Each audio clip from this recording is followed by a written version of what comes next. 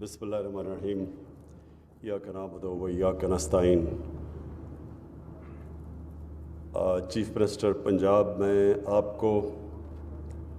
Higher education کے minister Yasir, آپ کو اور آپ سب کی ٹیم کو خراج تحسین پیش کرتا ہوں کہ یہ جو ایک ویران 800 ایکڑ کی زمین پڑی ہوئی تھی، آپ نے اس کو اس چیز کے لیے استعمال کیا، وہ جو فیوچر ہے دنیا کی ٹیک کمپنیز کی، ان کا جو ٹرن اوور ہے، یہ جو بڑی بڑی ٹیک کمپنیز ہے، ایپل، گوگل، 1000 ارب ڈالر سے زیادہ یہ کمپنیز کا صرف ٹرن اوور ہے۔ اور یہ کرونا کے دور میں جب کہ باقی نقصان میں گئی بہت کمپنیز، ٹیک کمپنیز کے پروفٹس ملٹیپلائی کیے، تو یہ وجہ یہ ہے کہ دنیا جا اب اس طرف رہی ہے، اور مجھے بڑا افسوس سے کہنا پڑتا ہے کہ ہم اس میں کافی پیچھے رہ گئے۔ پاکستان وہ ملک ہے جس کے پاس آئیڈیل سچویشن ہے، ہمارے پاس یوتھ ہے، ہمارے پاس ایک ینگ پاپولیشن ہے، 22 کروڑ کی آبادی کے اندر جو 60% سے زیادہ ہماری یوتھ ہے، 30 سال سے کم ہے، اور یہ آئیڈیل سچویشن ہے کہ ہم اس جو ایک ورڈ ہے انگریزی کے لیپ فراگ کر سکتے ہیں، ہم بڑی تیزی سے آگے بڑھ سکتے ہیں۔ یہ جو دنیا جس آئی ٹی کی طرف ایک نیا انقلاب جو جس طرف دنیا جا رہی ہے، لیکن ہم پیچھے رہ گئے، اور ہمارا ملک، ہمارا جو ہمسایہ ہندوستان، اس نے 15-20 سال پہلے ہمارے سے آئی ٹی کے اندر آیا، اور آج ان کی میرے خیال میں غالباً 150 ارب ڈالر کی ان کی ایکسپورٹس ہیں، جبکہ ہم نے حالانکہ 70% امپروو بھی کیا، لیکن ابھی بھی 2 ارب ڈالر کی ہماری ایکسپورٹس ہیں۔ تو اس کا مطلب یہ کہ اب اگر ہم پوری طرح کانسنٹریٹ کریں اور انسینٹیوائز کریں، اس کا مقصد یہ ہے، یہ جو آئی ٹی پارکس ہم بنا رہے ہیں اور یہ جو ٹیکنوپولس، اس کا مقصد کیا ہے کہ ہم ان کو وہ انسینٹیوز دیں، ٹیکس بریکس دیں، ان کی مدد کریں، ان کی رکاوٹیں کم کریں، ایز آف ڈوئنگ بزنس میں پوری طرح ہم ہر قسم کے ریگولیشنز جو رکاوٹ بنے ہوئے ہیں ان کو ختم کریں، اور ان کو جتنا ہم پش کریں گے، انسینٹیوائز کریں گے، یہ صرف یہ نہیں کہ جو ہمارا بڑا مسئلہ ہے ایک آبادی کے اندر، یوتھ کے اندر نوکریاں دینے کا، ایک تو وہ بھی مسئلہ حل ہوتا ہے، اور اس میں یہ بھی کہہ دوں کہ ہماری جو خواتین ہیں ان کے لیے بہت بڑی اپرچونٹی ہے کہ وہ اپنا گھر اس آئی ٹی کے اندر چلوا سکتی ہیں۔ اور اس کے بعد جو ہمارا دوسرا بڑا مسئلہ ہے، ایک ہے امپلائمنٹ کا، روزگار کا، اور دوسرا ہمارا مسئلہ ہے ایکسپورٹس کا۔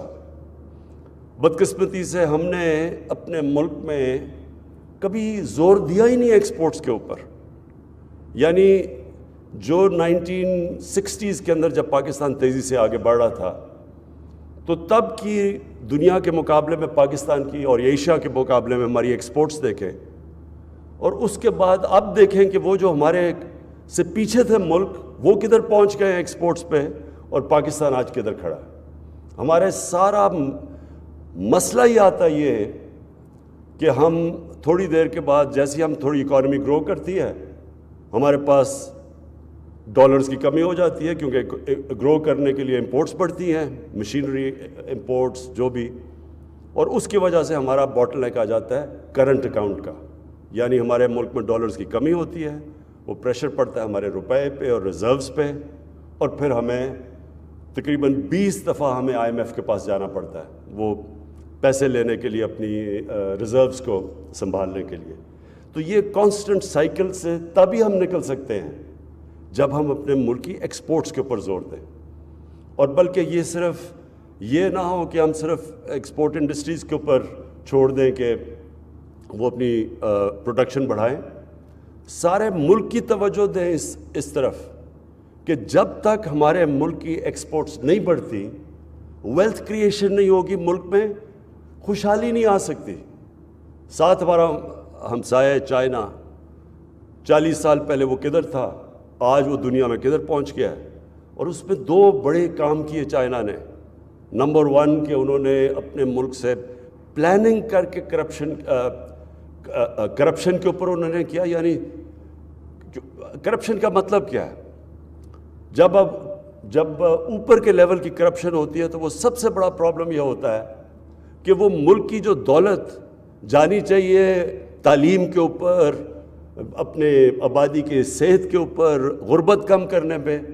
وہ ملک سے باہر نکل جاتی ہے.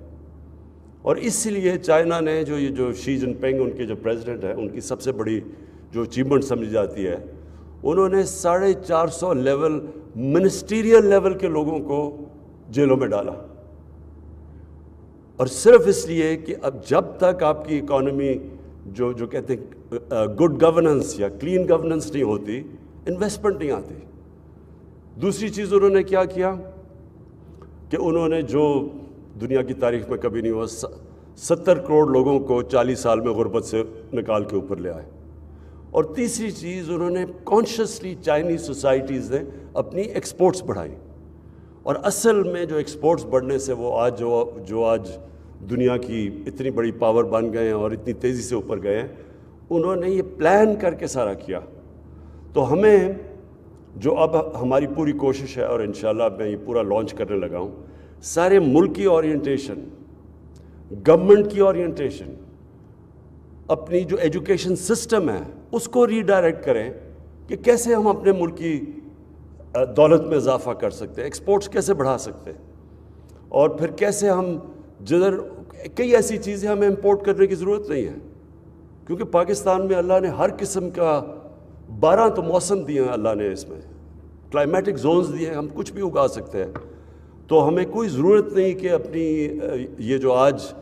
سب سے بڑا مسئلہ مہنگائی کا آج بنا ہوا ہے, وہ اس لیے ہے کہ جیسے باہر قیمتیں اوپر گئیں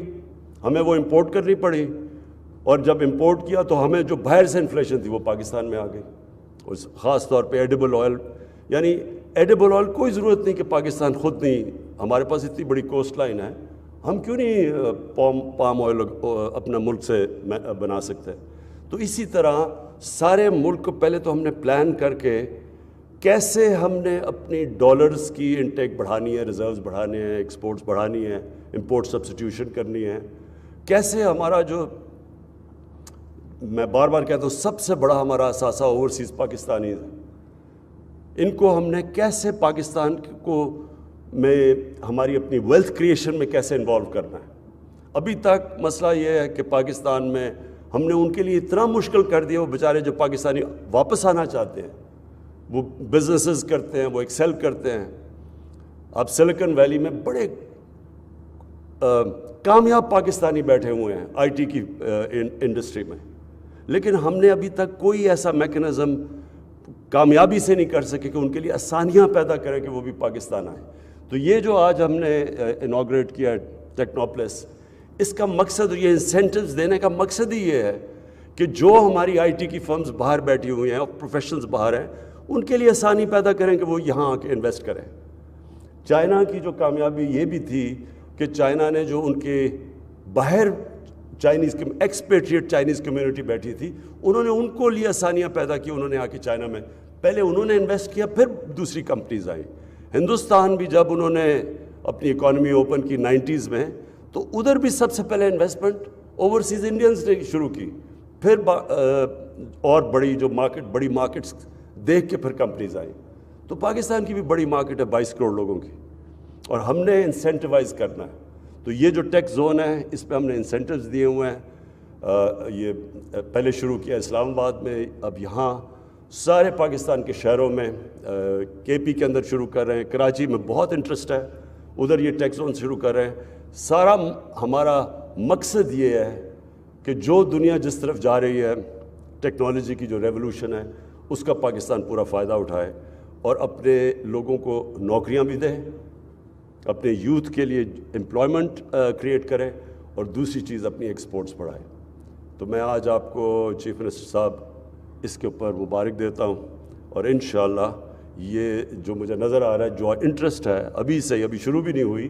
لیکن جس طرح کا اس پہ انٹرسٹ ہے, مجھے پوری یہ امید ہے کہ یہ صرف یہ ٹیکس زون ہی لاہور میں وہ کام کرے گی جو کہ ہم جو ایکسپیکٹ کر رہے تھے کہ اور پرانی انڈسٹریز کریں گی. یہ ایک ایسی انڈسٹری ہے جو کہ یہ اکیلی پاکستان کے سارے جو کرنٹ اکاؤنٹ ڈیفیسٹ ہے وہ ختم کر سکتی ہے. شکریہ.